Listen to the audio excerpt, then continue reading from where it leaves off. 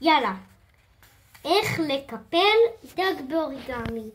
לוקחים דף אוריגמי שהוא 15 על 15, מקפלים אותו למשולש, ככה, ומנתקים למטה. מקפלים אותו לעוד משולש קטן יותר, בערך כזה. פותחים את כל הקיפולים שעשינו, ומקפלים, מחזירים בכלל את הקיפול ככה, פותחים את הזה למשולש גדול יותר, מקפלים את זה כאן,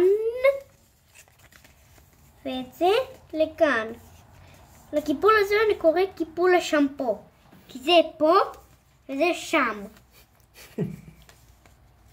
לא להתייחס למשולשים האלה,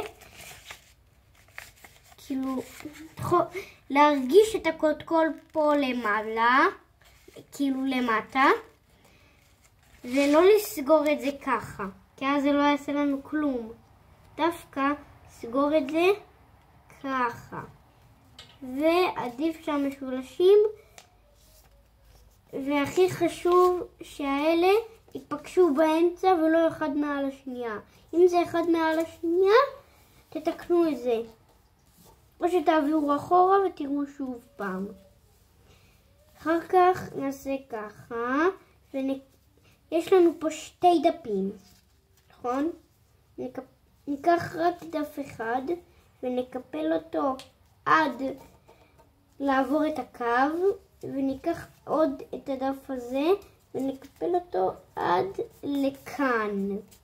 רואים שנשאר שארית?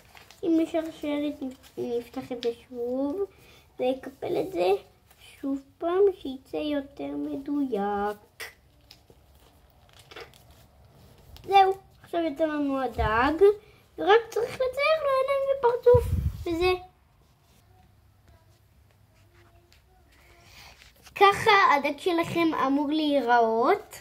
רק פשוט נצייר לו את הקסקסים ואת הנקודות, מה שאתם בוחרים, באיזה צבע שאתם רוצים.